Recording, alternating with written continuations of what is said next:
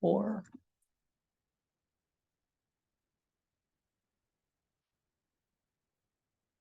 Do we know if Rich is coming? Yep. I don't know if they're just. So we have a quorum then? We do. Yeah, okay. Okay, folks, we have a quorum, so there might be some others joining us, but we have a quorum, so to respect everybody's time, we'll call a meeting to order. First item of business, the minutes of the previous meeting of September 9th. They were in the packet that Kim circulated to all of us. Any comments or questions on them? Seeing or hearing none, then I'll entertain a motion to approve the minutes of that meeting. So moved. Thank you. Second. Questions or comments? Seeing or hearing none, all those in favor say aye. Aye. Opposed, carried. Okay, the monthly summary of cash capital. Kim? Yep. Kim as in Kim Jones. Yes. So we have payments to 100 Carlson Road for $2,134.19. Payment to Anshin for $16,370.25. Payment to Bond, Shonik and King for $12,779.50. Payment to Bridge Tower for $106.46.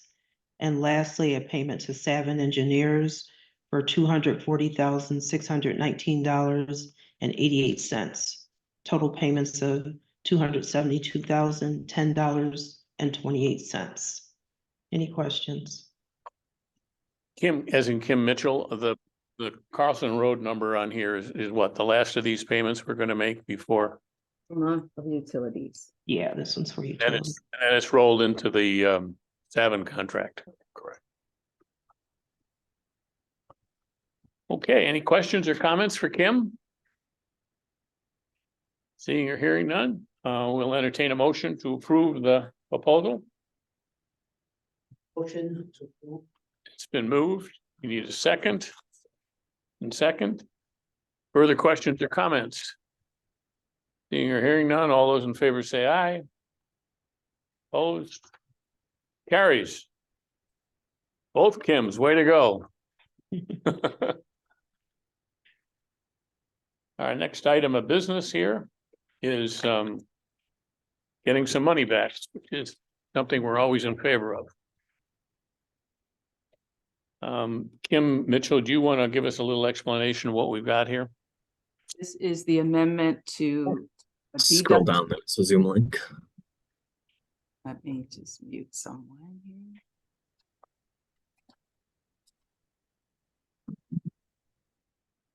This is a deduct amendment for the Watts contract for the step 1 of the process of the strategic plan that was entered into back in August of 2022.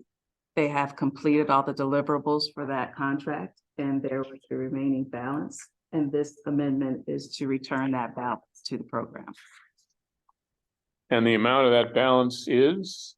Amount of that balance is $92,780 and you will remember that this Watts Engineering who returning the money was the group that assisted in the initial preparation of the plan and all the things that went with it. Test fits for all the schools and all of that work. Unfortunately, we didn't spend all the money that was allocated. So we're closing out the contract and returning the money to the till. Other questions or comments about it? Seeing or hearing none, then I'll entertain a motion to approve the closeout of the Watts agreement as set forth. So moved. It's been moved. Moved and seconded. Any further questions or comments? Seeing or hearing none, all those in favor say aye. My volume up. Opposed? Carried. Good. Structural engineer for Edison Tech. Someone from your group going to handle this, Pepin? The structural engineer. We gotta make sure that you guys, when you speak down here, have got a microphone you're talking into. So people can hear you. Yes, the board last month did retain or authorize the selection of the structural engineer, which was SGH. They are underway and we are mobilizing and finalizing their schedule.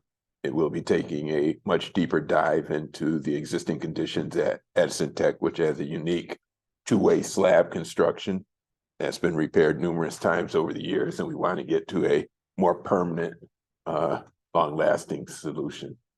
So in that regard, Terry, are there any more recent developments with the structural engineer? No, we're waiting for this appointment to kick off work with them. You said it was approved last month. That's not.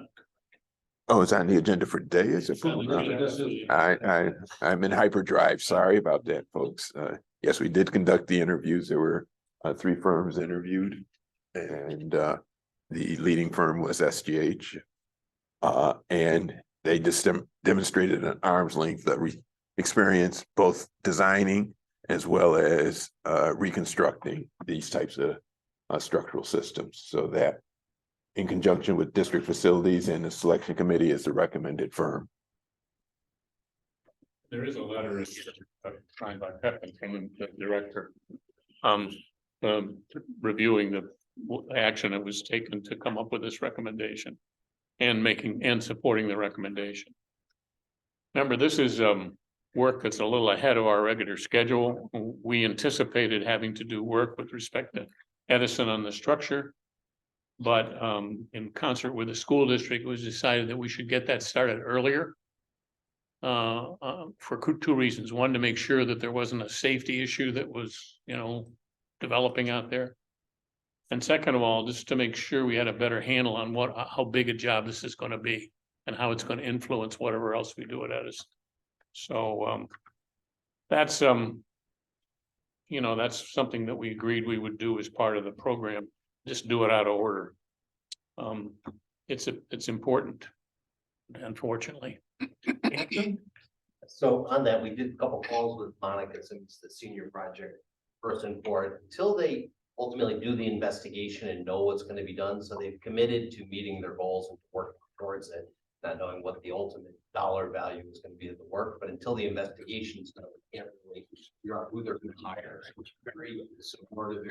We set our several different companies that are supposed to do that. So after they do their investigation and know what's necessary, they'll then engage their subcontractors for that. There's a letter in the packet that was sent to you from that firm, stating and writing that. And Brian, you guys will monitor this so that Yes, that gets done. we gave her several options, and the valid issue until they get into the investigation. They don't know. No one knows there. Right. Okay, other questions or comments or information you want to share with us? If not, then I'll entertain a motion to approve the selection as proposed in the documents. I'll move it. Thank you, Jesse. It's been seconded. Further comments or suggestions? Seeing or hearing none, all those in favor say aye. Aye. Opposed? Carried. Now we're off to approval for going out for CM services for Franklin. Gonna handle this, Pepin? Sure. Well, similar to what was done last month, we've asked the board for authorization to release an RFP for construction management services for Padilla School at Franklin. A draft of this RFP is in your packet. Hopefully you had a chance to review it. There was a small typo, I think, in the document itself. And I think we'll probably, if you will correct that later or before, because there's a date that was out of place. But otherwise, I think the RFP is in good shape. It's to pretty much monitor the contractors on site while we, as program manager and the board, monitor the CM who's going to work closely with the architect and support us in the field for not only quality, schedule, and making sure the expectations are met in the field.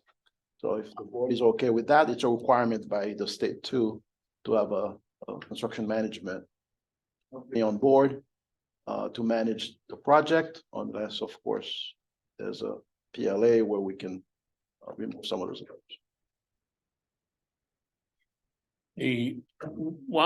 Before we vote on this or deal with this, maybe you or Terry or whoever is in charge of it could give us a little update on where we are with the other CM selections, the ones we've already authorized the proposals to go out for. Sure, Terry will chime in. We received 4 proposals from 4 different firms. 3 of them were pure CM firms, Pike, the Chase, and Buffalo Construction. There's a GC also submitted, Di Pasquale Construction, with limited construction management experience, although they're GC. We've evaluated those proposals over the weekend. We just received them this past Friday. The plan is to do a short list, and Terry and I can have a conversation with you on what we want to do with the short list. I would like to interview 3 firms, and if there's a need to interview the 4th firm, we'll do that, but we're not sure yet if there's a valid reason to bring them on board since they have very limited CM experience. We don't want our program to be the guinea pig for them. So with that, Terry, you may want to add more. Being kind, they have no CM experience. The proposal actually lays out the fact that they, have school experience as GC and are trying to expand into the CM market.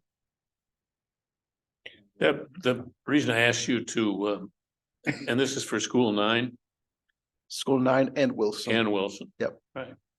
The reason that I asked you to do that is we got a fairly decent response. Remember, one of the things we've been concerned about all along here is there's so much going on in the construction market that we were afraid we wouldn't get the kind of response, but we've got several credible people who've proposed on it, so that's good news.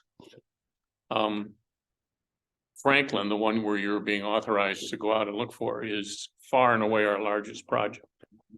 And will be very significant in terms of who we select as a CM for that project. Remember, the CMs, in addition to all this review and others, particularly in the beginning, they're particularly responsible for verifying and implementing the cost and schedule, which, are very important to us. So with that, other questions or comments about the request for proposals for Franklin CM services? Don't see any, so I'll entertain a motion to authorize the request. I'll move it. Been moved. It's been seconded. Any further comments or questions? Just wanted to make sure Mr. Perrin knows we've incorporated all your previous comments Yeah. into this. I saw some of those. Yes. All right. We're good. Thank you. I appreciate that, team. There weren't that many, so you guys really had to pay attention. So that's great. Thank you. Anything else? Okay, all those in favor say aye. Aye. Opposed? Passed. Good. Takes care of our action items. It doesn't seem like a lot, but it's important to start getting these things authorized and people working. And that's what this will produce. Okay, Pepin, or I guess, Kim, you're gonna do the fund balance report first.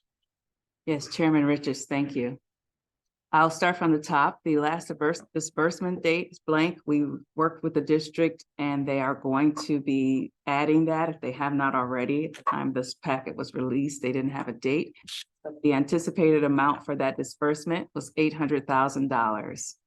That would bring our balance to $767,771.81 at the balance after the requisition for this month has been removed. That's $272,010.28. That would leave a balance $495,761.60 and a total amount expended to date of $4,271,184.94. Going down to our budget, Again, keeping in mind that the budget has not been revised and will be happening within the next couple of months. But we show a budget deficit for Anshin of $4,370.25.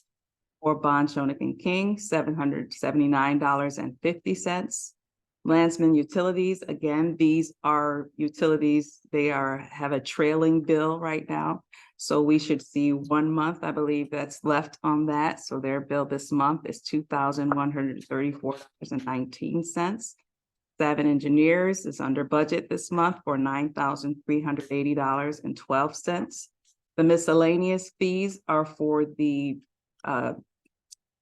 RFP notices in the paper for $106.46, which puts us at a deficit, or we're under budget for this month of $1,989.72, for a total delta of over budget of $593,534.41 to date.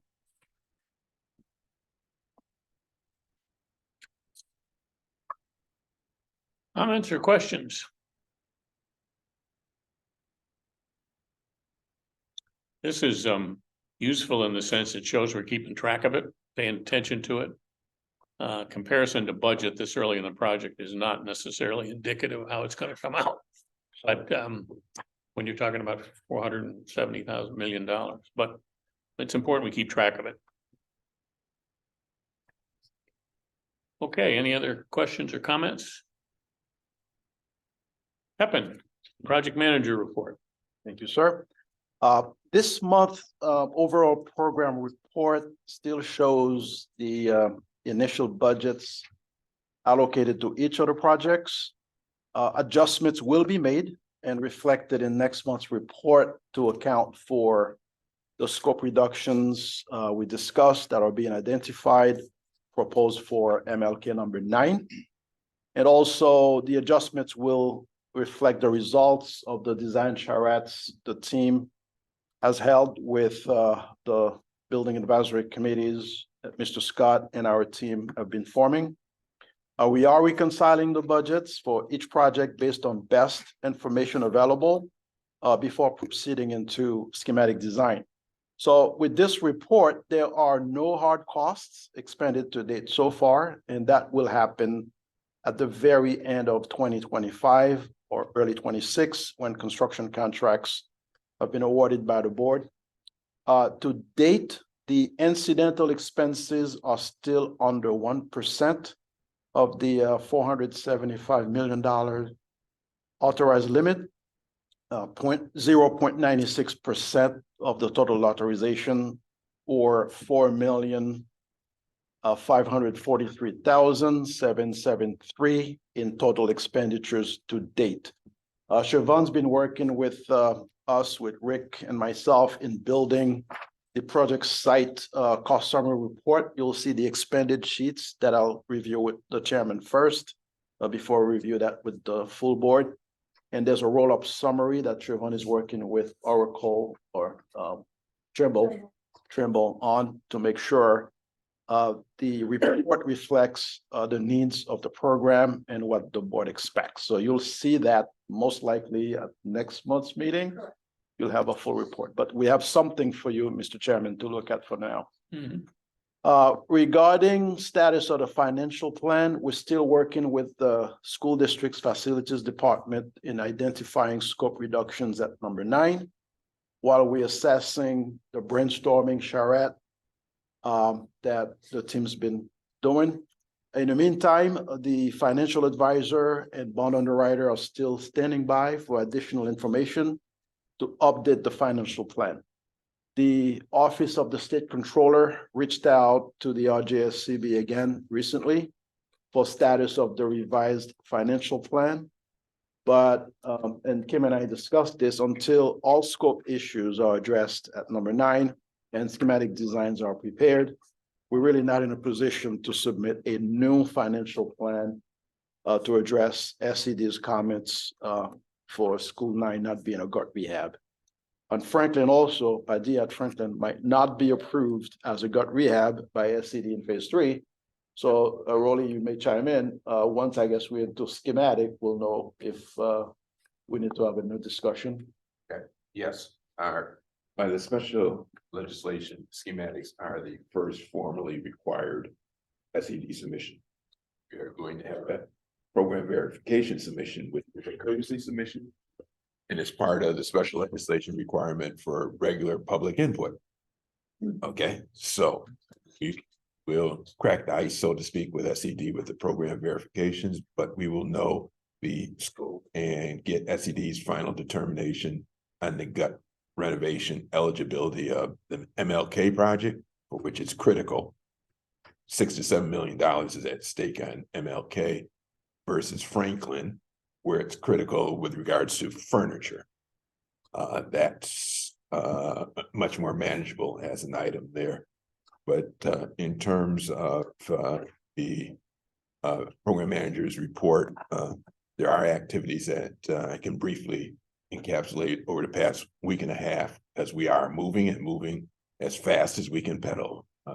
Mr. Scott is hanging right in there with us, attending weekly meetings, if not more. On the Wilson commencement project, the program verification did result in new requests for scope, and we are reconciling those priorities with the district as we speak. We got the draft program verification report last Friday. We have been busy reading and coordinating that because we have to do a cost reconciliation, to get a basic understanding that the scope and the budgets do align. Well, with new requests, we gotta be certain of the priorities of the district too. So that may delay Wilson a couple of weeks just to get those pieces in line, but we think that that would be manageable. And we are then, once we have those pieces in line and courtesy review with SED, we'll kick off the schematic design process. That's when we'll get to real detail. Now, having said that, we also think that MLK, for which we had its design charrette and got public input, there were 2 or 3 new requests that the district is milling over in terms of priority, and we will incorporate whatever instructions the district does render. We'll have order of magnitude cost, if you will, for those priorities. And likewise, that program verification draft report is expected next Friday. So as I said, the projects are moving, and at this point in time, we are proposing for MLK what we call a dual track, because if we are successful with SED convincing them of the gut renovation, then that $6 or $7 million for which it's at risk, the base design will assume we don't have that $6 million. So it'll be a bare bones design submission. We will have a list of add alternates that comprise that $7 million. We can show SED what's at stake and try to convince them to reconsider their determination. But whichever way they go, we're in a position to move forward. Let's back up a minute here to make sure we everybody knows exactly how these parts fit together. We have not gotten the approval from the controller yet, because that's contingent on SED approving and are preparing a plan approved by SED for School 9, right? The conversation you just shared with us about the planning that's going on with the other schools, that's in the usual course. And by that, I mean, we're not holding up the controller action because of that. That's what we're gonna have to go through here to get to the final part. Yes. So what's the schedule for the School 9 revisions that get us resubmitted to SED and controller approval? Let's start with courtesy submission. The courtesy submission of to SED should occur in mid November. And Program verification. the program verification, yes. And the schematics would be about 6 weeks thereafter, so it'd be closer to end of December, January. That's all those parts are necessary with respect to the getting the controller's approval, or just the first of those? The SED doesn't make its formal decision until the schematic report. That's when they actually calculate the building aid units. And that's critical to the aid and the financial report.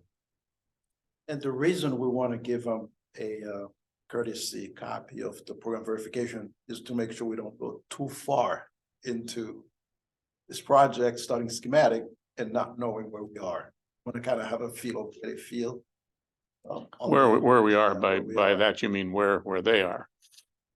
Yeah. Yes. Well, I'm not sure I'm okay with that. I'm not sure I'm okay with that schedule. This thing is struggling on a little bit here, so we'll have to have a little conversation about that. Yeah. Because I don't want, I understand that we can't control SED's part of this, but we can control our own. And I'm a little concerned that this is dragging out here. In that regard, the most conservative approach, the safest approach is to proceed taking this $6 million out of MLK, which would then be reallocated to other projects, which we do have projects with Sure. obviously additional need, but that would preclude in many respects any consideration of the additional scope that's been asked for the recreation center, for example. So those are why. Yeah, I'm not questioning that approach. What I'm questioning is how fast it's going. That's what I'm questioning. And that's yes, that's a fair concern. Well, I don't care if it's fair or not, but it's true. But we definitely need the district to make some hard decisions Yeah. on the scope reduction. That's pretty much. Okay, but what but the linchpin. our job is to make sure that those things are presented, finished and presented to the district so they can decide them. Right? That is correct. That is and correct. We'll have that document. If I got the draft Friday, had a series of meetings yesterday and today regards to it. That document I would think would be turned around early next week and have a draft including the additional scope elements that have been asked for the district's review next week. Okay. Once that is finalized, then we can package that, get the cost updated and have a draft ready for, not a draft, final report ready for SED. We could submit the draft SED. We don't think that does anybody a service.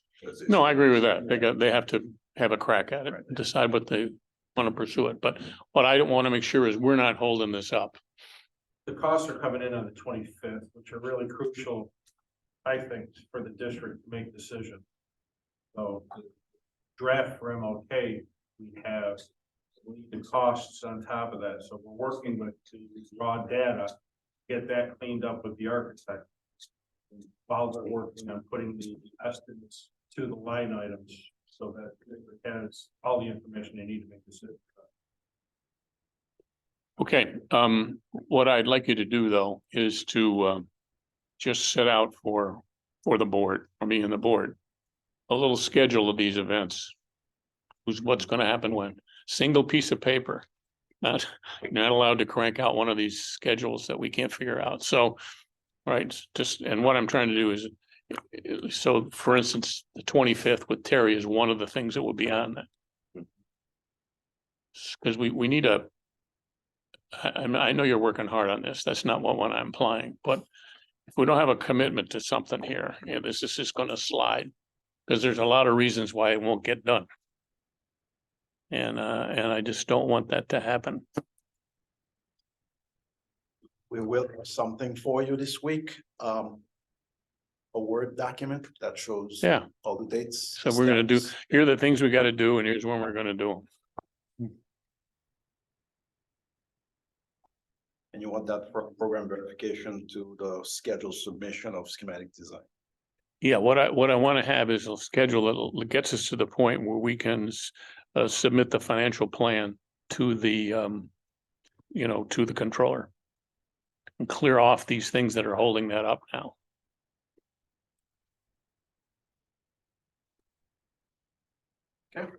Okay. What else you got here? Nothing you're gonna share with me, that's for sure.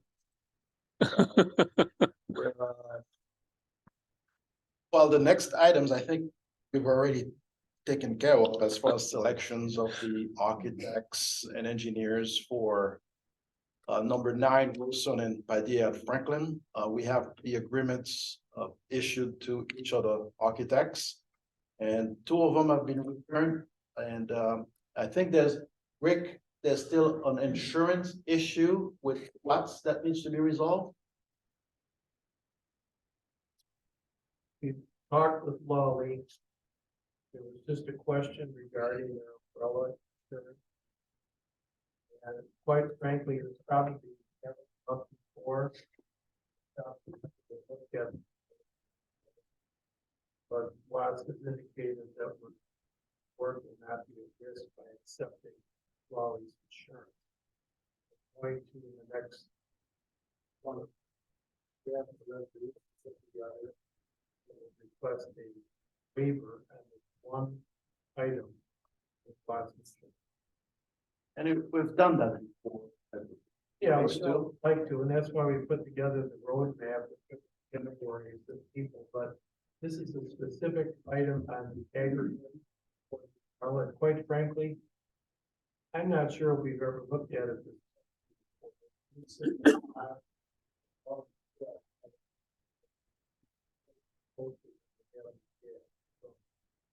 Watts is the working on which of the projects? 9. Yeah. Are they working? They'll work out. We have. Because I don't want to have that mess up this schedule we just talked about here. No, right, they are working, actually, immediately after the award, we pulled them in and we kind of started working right Okay. away. But we want to make sure this insurance item is finalized, complete before we countersign there. But we're Okay. almost there.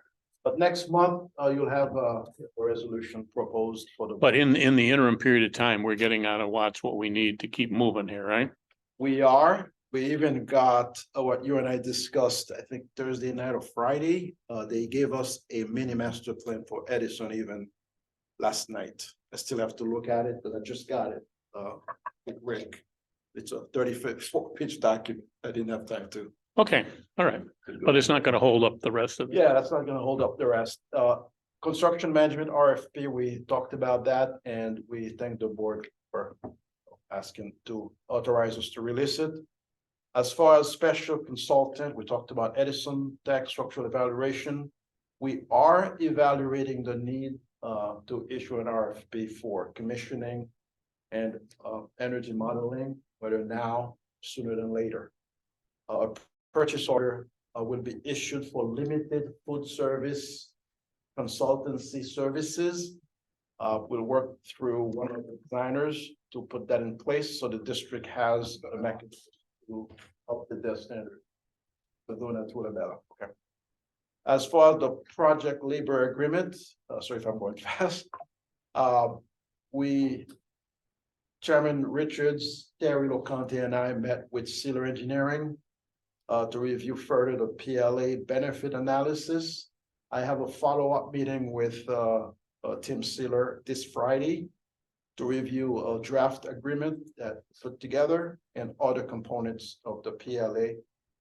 So we still need a final decision done by April of 25, but we here, meaning this PM team and Sealer, have some work to do before we come to the chairman and ultimately the board for the PLA decision.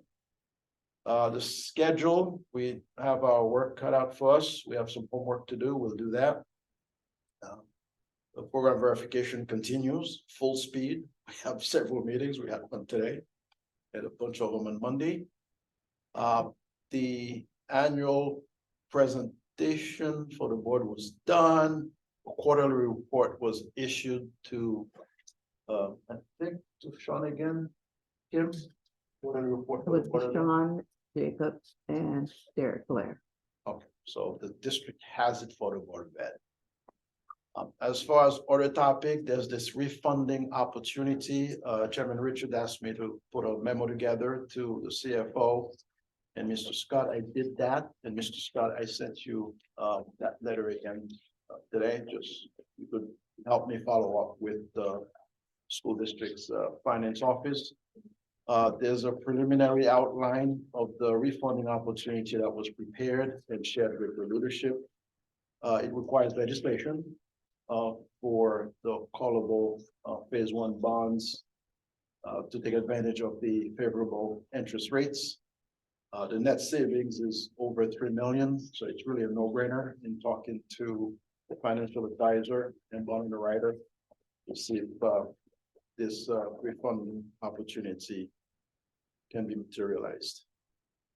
That's pretty much it for our report. We also would like to introduce the newest member in team on the Jill Bain side, working with Wally, that's Rob Steele. You're familiar with Rob. He's been involved in programs in phase one, phase two. Now he is back to support us as we ramp up. We tried to kill him with Monroe High School. Apparently, we're not successful. Not successful. Mhm. I'm back. He still came back for more. Yeah, I know. He's a brute for punishment, this guy. That's it. That concludes my report, Mr. Chairman, and going board. Any questions or comments from Pepin? Basically, both of these with regards to swing space and stuff. Working its way through the district. Thanks for raising that. I spoke with Mr. Todd about that today and last week and previously. I think we're on the same page on that one. Mr. Chairman, you also helped us close the loop in that way. Okay, other questions or comments from the assembled group? Seeing or hearing none, we'll stand adjourned. Thank you, ladies and gentlemen. Thank you. Thank you. This schedule is just whatever. I mean, it hasn't changed. This part. It hasn't changed. We're trying very hard